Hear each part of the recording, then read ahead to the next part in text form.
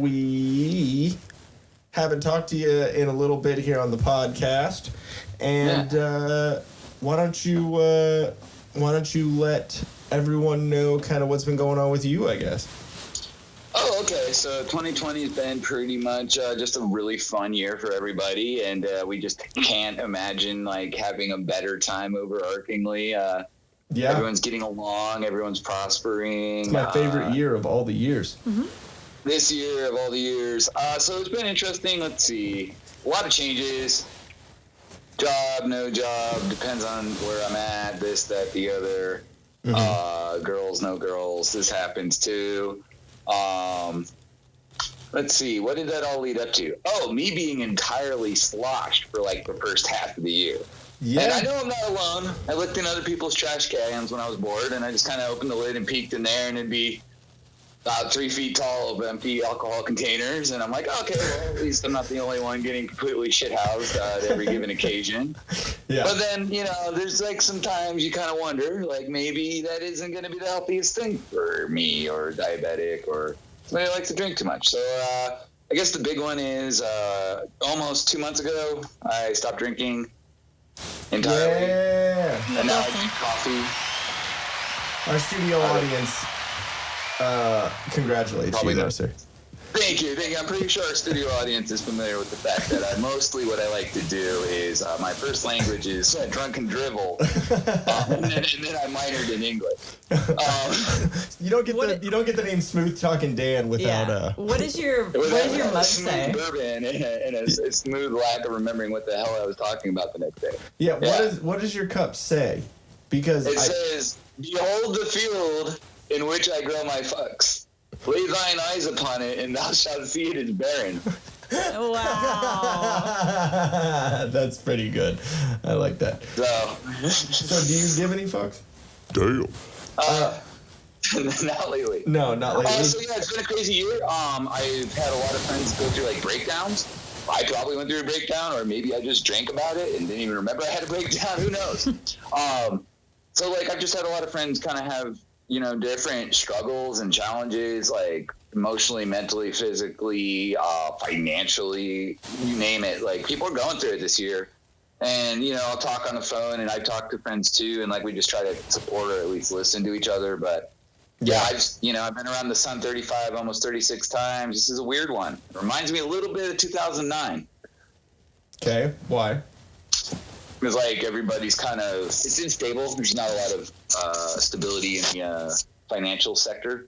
Yeah. Oh, you're talking about when the big crash, kind of the crash and whatnot.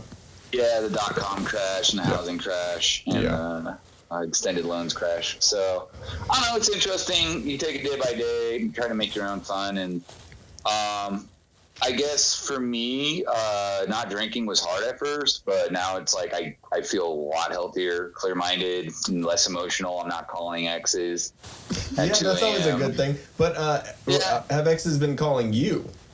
Yeah, at 2 a.m., saying like, what's up? Yeah. What's up? And you know what I say? I'm not up. I'm fucking sleeping, bitch. You up? Nope. I'm asleep. I'm not up. Yeah, exactly.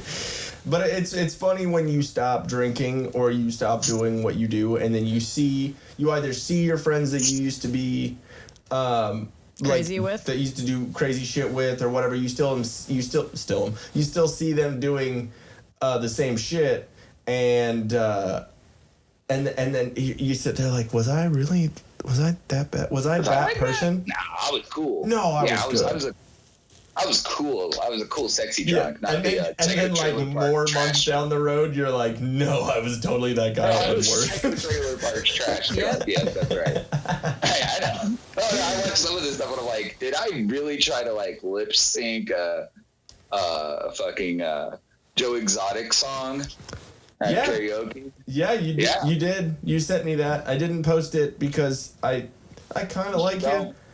And it's bad. Yeah, it was one of those things where I was like, Dan is either really high or Dan is either really drunk right now. And so I'm going to be the nicest that I can right now, but that was drunk music. You got to chuck that one in the fucking bucket. Hey, everyone has their drunken things or the things that they listen back to. They're like, why the fuck did I do that? Yeah. So a serious question for you, Dan. You know, like, totally proud of you for going on the no drinking thing. It's super healthy for you.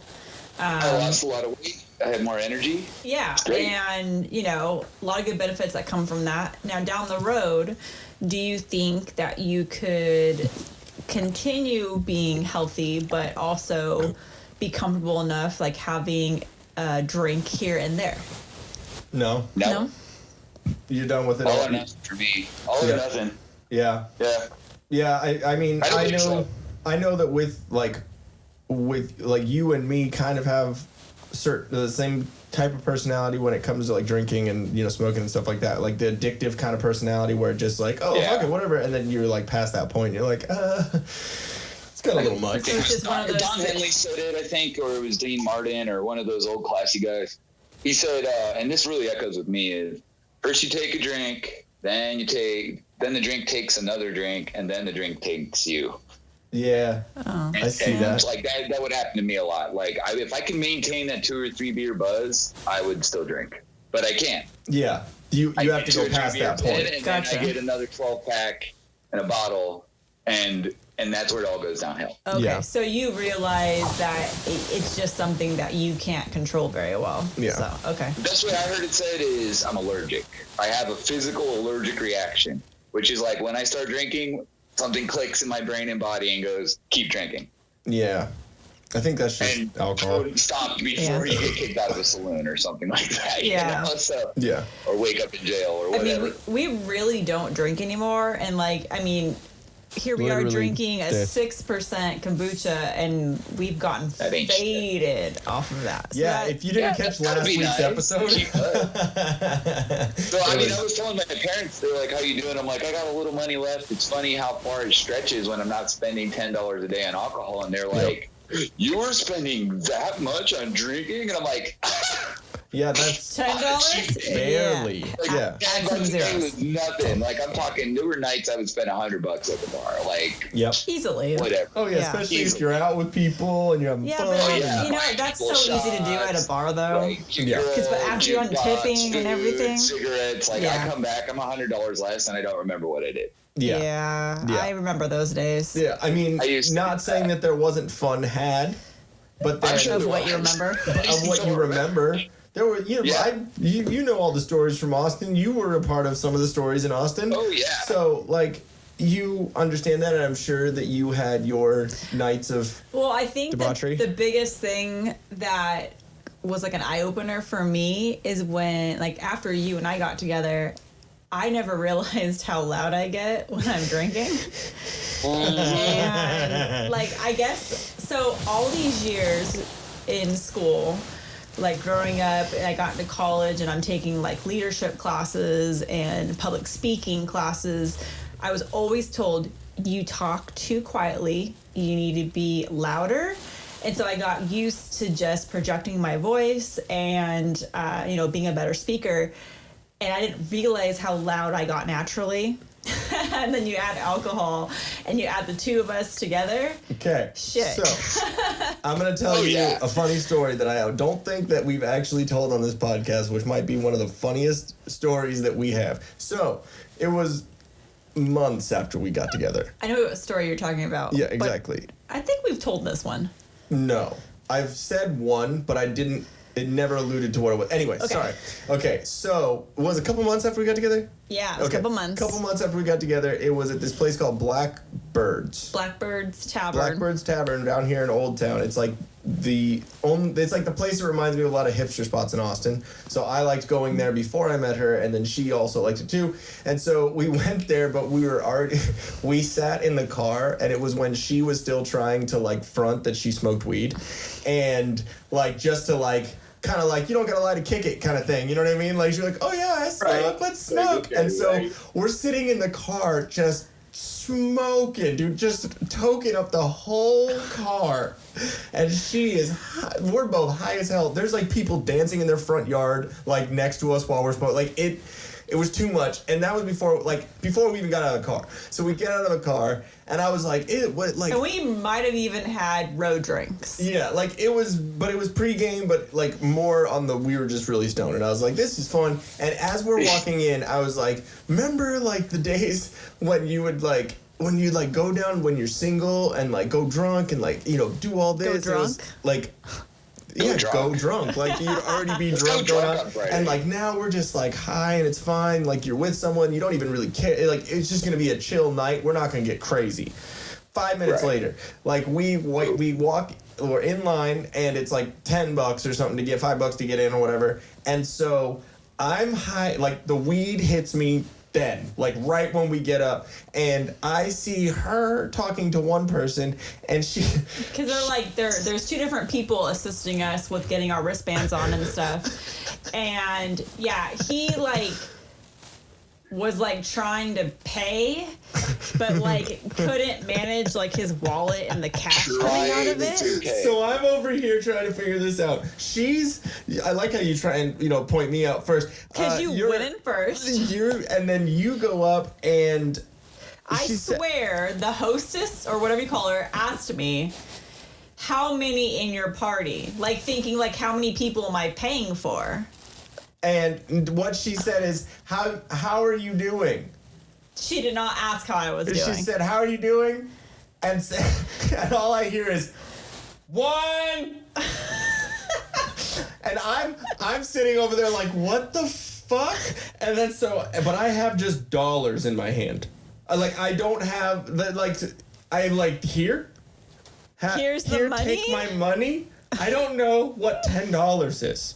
Like literally all of the weed that we smoked 5 minutes ago just hit me. So I'm just like, here, take $10 from me. I don't care. Because like the DJ's playing and everyone's dancing, so it's so loud in there. So the lady was probably like, "This bitch just yelled 1 at me." So we finally get in. We go up to the bar, and I was like, "Watch how ridiculous this is, because we're single. We're not gonna get a drink for like 30 minutes." 30, 40 minutes we did not get a drink because we're not like, hey, like, you know what I mean? Like when you're single, you can just like flirt with the bartender, do whatever you do, and like, but when you're not, you're like, I don't want to flirt with a bartender when like there's my girl, you know what I mean? Like it's just an odd situation. Say, fuck it, I'll wait. And so you know what? At that point, I would have been like, hey, you flirt with the Miss Big Boobs over there. I'll flirt with hipster mustache over here. See, now never gonna happen. But so, anyways, hey, so for a there's drink, this, I'll let it happen. Hey, anyways, so there's like a red, like one of those little red velvet ropes or whatever, and so I'm leaning on it to like, cause I'm a little faded, and I'm like waiting for the drink, and this like 300, 400 pounder, like she was large, Marge, and she's leaning on the other side, so I'm just fucking like, God, I can't like stand up straight, so I look like so fucking drunk after my girl at the front's going 1, and I'm fucking here's my money, and so like we're not looking very good, and then so I finally get up to the fucking bar, and before she takes my order, these 2 bitches just walk in, single bitches walk in, just trying to get whatever they do, and I turned to the one next to me because I thought it was Jen. And I went, and just made this weird ass face and noise, and Jen's behind me. And this girl's like, oh my God, who is this weird bearded man? And Jen's just dying. I'm dying laughing. Because I witnessed the whole thing. The lead up. I was like, oh man, he just went retarded to some random girl. So suffice to say, being drunk can get you into some fun stories. Yeah. But anyways, sorry, that random story. But yeah, dude, without that, so how fun is not drinking? Well, you smoke though. Yeah, do you smoke? I can't hear you. No sound. Did you mute yourself? That's what you get for fingering. Oh, that's what I get for, okay. Fingering. See, this microphone got muted. I like that. I like that a lot. Wow. There's definitely a lot of fun stories that come from it. And that's one of the reasons why I was ready to stop drinking personally. Because, I had, a good 10, 15 years of drinking under my belt. And I got to see all the good, the bad, the in-between, the creative, the stupid. I bartended for a while. Like, yeah. I felt like I reached a point in my life where I was like, you know what? I've gotten the full experience. Yeah. Like, the full experience of the party lifestyle. And part of me was like, you know what? I'm 35, almost 36. If I go to a party, and let's say I'm the funniest and coolest guy at the party, right? I'm still almost 36 and at a party trying to be the funniest and coolest guy. You're still the 36-year-old drunk trying to hit on. Yeah, it's kind of pathetic, really. Exactly. Like, so I was like, you know what? Yeah, that's all part of it. So I mean, that's kind of a big deal. It's scary when you're drinking a lot to think about not drinking again. And that's like, to be honest, to a guy like me, I was like, oh no, I don't know if I can do this. Yeah. It only sucks for the first week for me. And then after that, it's easy, and you like don't miss the hangovers. You got a lot more energy and focus, less anxiety. Like you just feel healthier and more energetic at all times, which is cool. Yeah. And I'm sure it irritates the shit out of people that are hungover at work. Like, because I go in, I got my coffee, I'm like, all right, what are we getting done today? And they're like, fuck you. It's like, well, I mean, hey. Yeah. Oh, I get it. Yeah, there's a football game on Sunday, right? And then you kind of wonder, like, do people really like watching football, or do they like getting trashed? Probably. And it's kind of hard to tell sometimes. Well, I think nowadays. Stop. Get out of my brain over there. I know, that's why we're really liking these kombuchas, just because they allow us to feel good, but at the same time, there's no hangover. And it makes me poop real good, too. That's always good. It's a good poop because it's probiotic, so it just straight out. Whoop.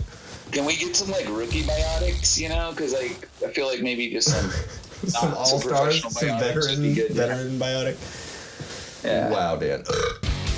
What's going on, guys? You just watched a clip of the Till Death podcast. We have a bunch of full episodes, some vlogs, and some other cool shit. Go ahead and subscribe right on down here. Or look over here. We got one. We got two more delightful videos for you to see. They're just ready for you right there. Autoplay might just play one of our videos anyways. So, bye.